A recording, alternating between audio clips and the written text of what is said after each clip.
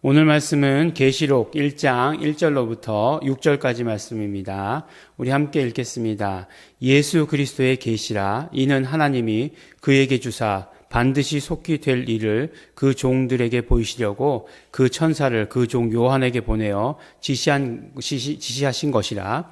요한은 하나님의 말씀과 예수 그리스도의 증거 곧 자기의 본 것을 다 증거하였느니라. 이 예언의 말씀을 읽는 자와 듣는 자들과 그 가운데 기록한 것을 지키는 자들이 복이 있나니 때가 가까움이라.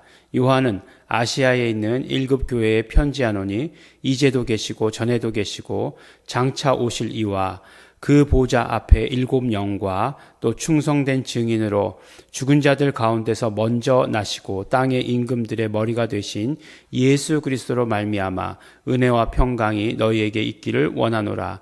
우리를 사랑하사 그의 피로 우리 죄에서 우리를 해방하시고 그 아버지 하나님을 위하여 우리를 나라와 제사장으로 삼으신 그에게 영광과 능력이 세세토록 있기를 원하노라. 아멘. 네.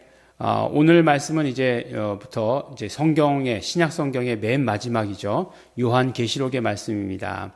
요한계시록의 말씀을 가지고 이제 새벽교회 기도의 말씀으로 나눌까 말까를 굉장히 고민했습니다.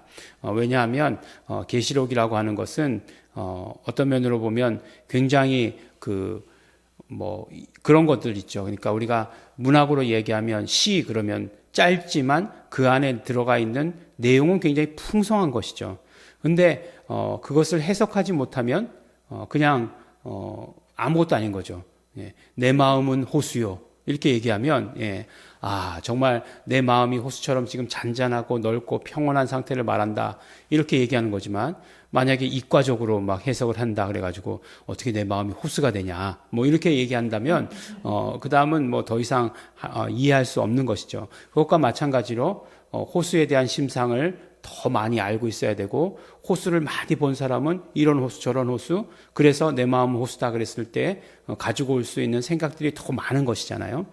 그 요한의 계시록이다라고 얘기했을 때 계시록이라고 하는 것이 어떤 면으로 얘기하면 하나님께서 계시해 주신 것이죠. 모든 성경이 다 하나님의 계시죠, 사실은. 그렇기 때문에 더 특별할 것도 없는데 그럼에도 불구하고 이 계시록에 대해서는 어떤 면으로 이야기하면 해석이 정말 어떤 면으로 구약과 신약의 모든 성경의 말씀들을 다 알고 있어야 그대로 해석할 수 있다라고 하는 것에서 그런 면에서 어려움이 있습니다. 또 그것을 문자적으로 해석하느냐 또 아니면 이것이 담긴 뜻이 무엇을 의미하느냐를 지적하는 것에 따라서 완전히 해석이 달라질 수도 있는 거죠. 근데 이제 요한 계시록의 말씀이 좋은 말씀임에도 불구하고 자꾸 멀리하게 되는 건 뭐냐면 이단들이 이 요한계시록의 해석을 자의적으로 해석을 해서 어떤 교리처럼 만들어가기 때문에 그래요. 그래서 오히려 우리 교회에서 이것들을 멀리하는 그런 경우가 있습니다. 그렇지만 두려워할 것이 없는 것은 이것은 분명히 하나님께서 주신 말씀이고 성령의 감동으로 깨달은 것이다 라고 하는 것을 우리가 분명히 알아야 돼요. 그러니까 다른 성경과 다르지 않다라고 하는 것. 그러나 어떤 상징이 나오고 그런 것들이 나온다고 해가지고 두려워할 것은 없습니다. 또 한 가지 중요한 것은 이제 그 계시라고 하는 것에 대해서 요한의 그런 어떤 계시에 대해서 이야기할 때 결국 어떤 일에 대한 계시일 것이냐. 과거와 현재와 그것을 비추어서 미래에 관한 그런 어떤 계시다라고 하는 것이에요.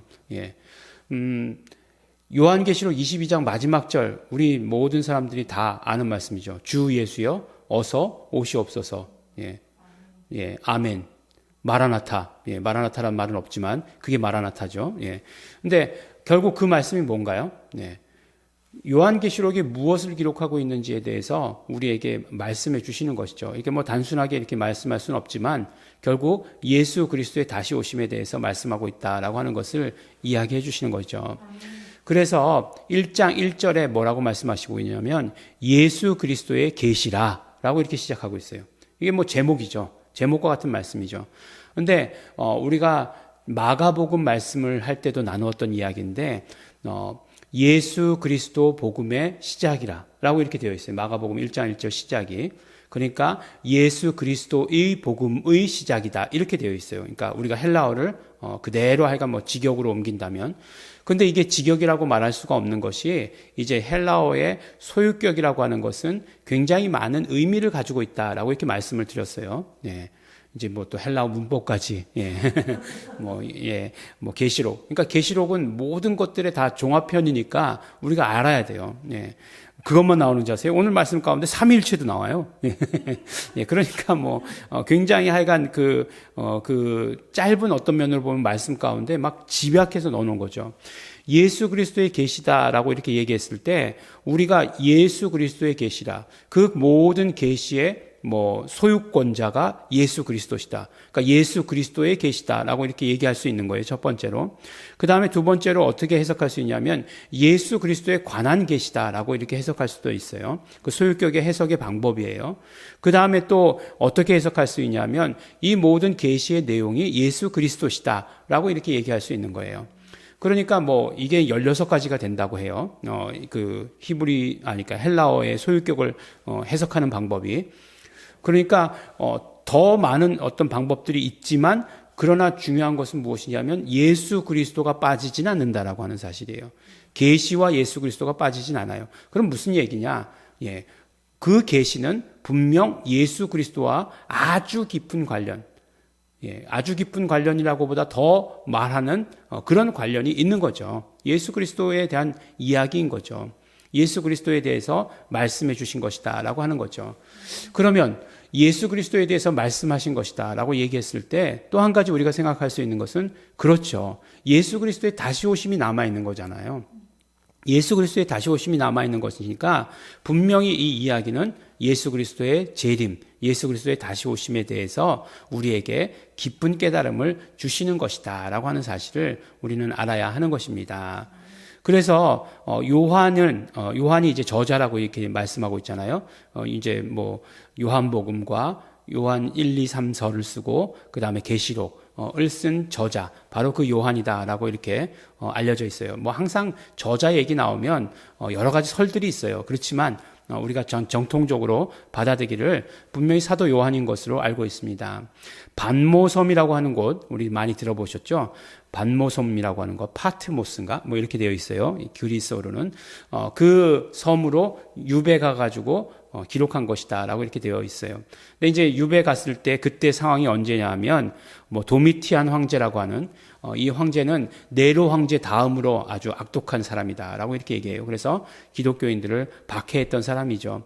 그래서 그 박해했던 사람, 그 박해 때문에 요한이 반모섬에 유배 갔었다라고 이렇게 말씀하고 있습니다.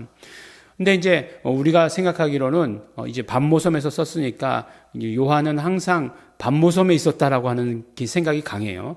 그렇지만 지난번에도 말씀드렸지만 요한은 마지막까지 에베소에서 사역했어요. 에베소에서 사역했다라고 하는 사실을 잊지 마시기 바랍니다. 그래서 이제 왜 그런 말씀을 드리냐면 이제 첫 번째 내용이, 계시록에 나오는 첫 번째 내용이 7교회에 보내는 메시지예요. 그렇죠? 7교회에 보내는 메시지에 대해서 이야기할 때 바로 요한이 거기 에베소에 있었다라고 하는 사실을 기억하시기 바랍니다.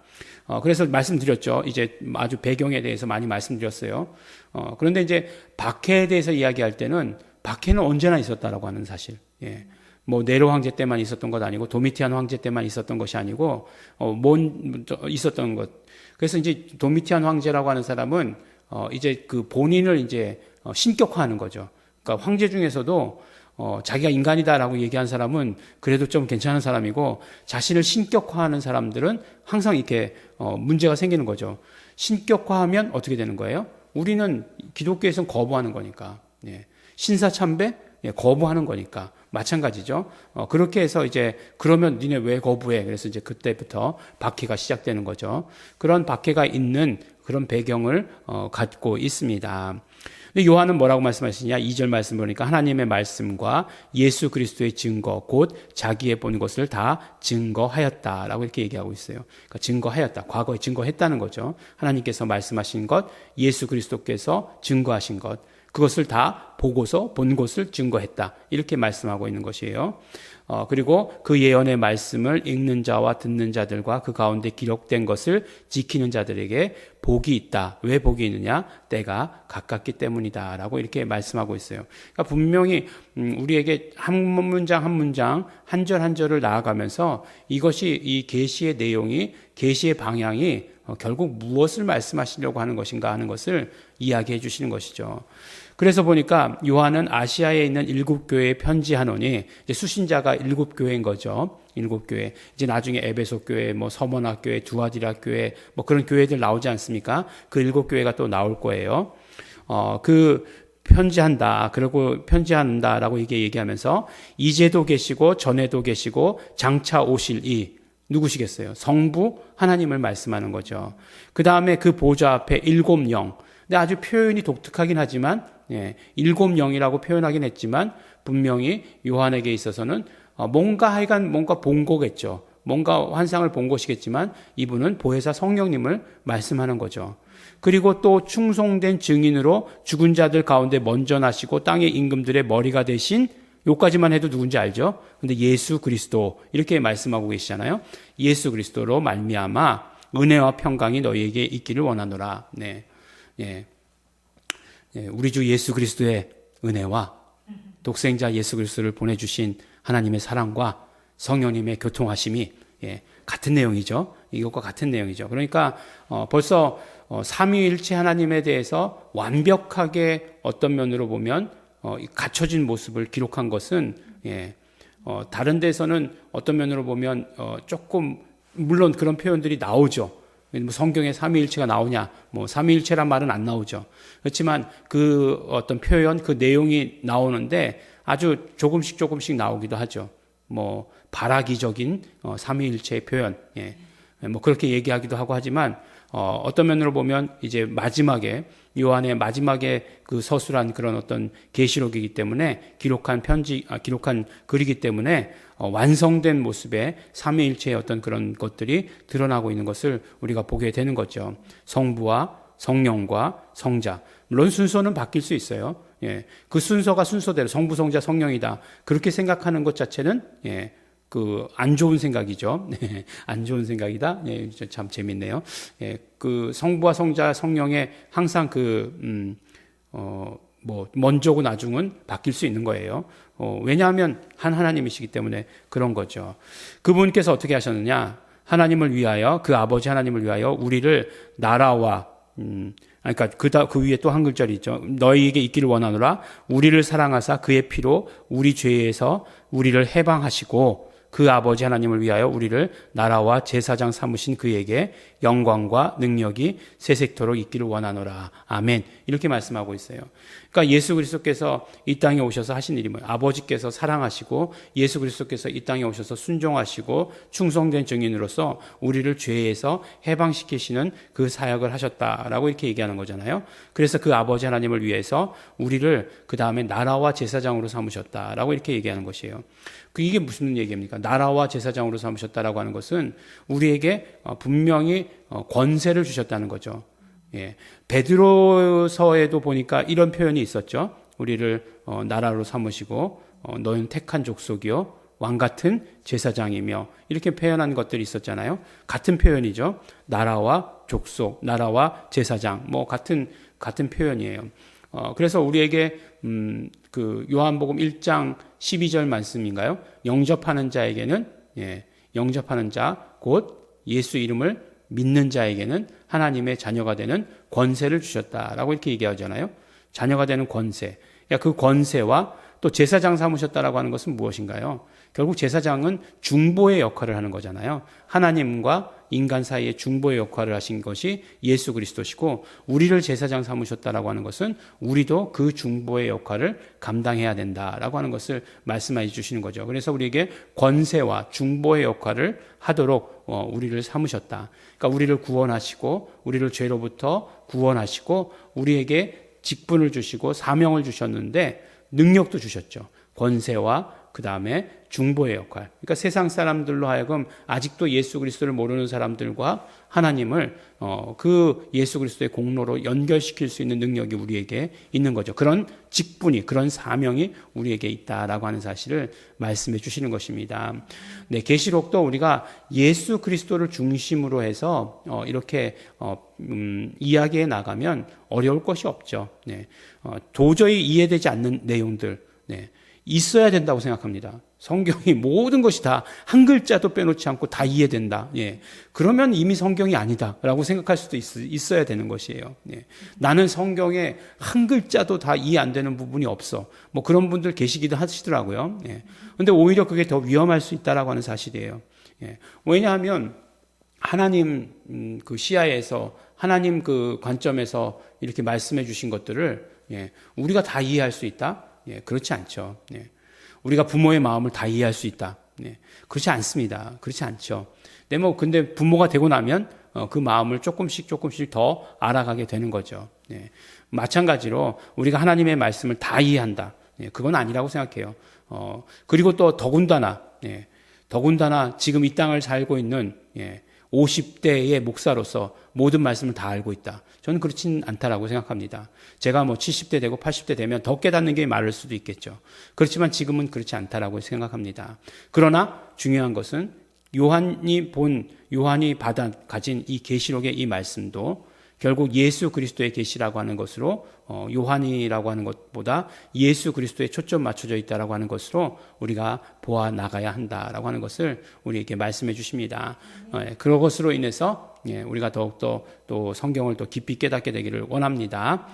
기도하겠습니다. 하나님 아버지 감사합니다. 오늘도 우리 말씀을 듣고 이 말씀 따라서 아버지 하나님, 우리 예수님께 모든 초점을 맞출 수 있도록 하여 주신 것 너무나 감사하고 고맙습니다. 하나님 아버지, 우리 다시 오시는 그 예수님을 우리 기다리게 하여 주시옵시고, 다시 오시는 그 예수님께 우리의 모든 초점을 맞출 수 있도록 하여 주시옵소서. 그래서 아버지 하나님, 우리의 모든 연약함, 우리의 모든 부족함들 다 내려놓을 수 있도록 되기를 간절히 바라고 소원합니다. 성령님 역사하여 주시옵소서.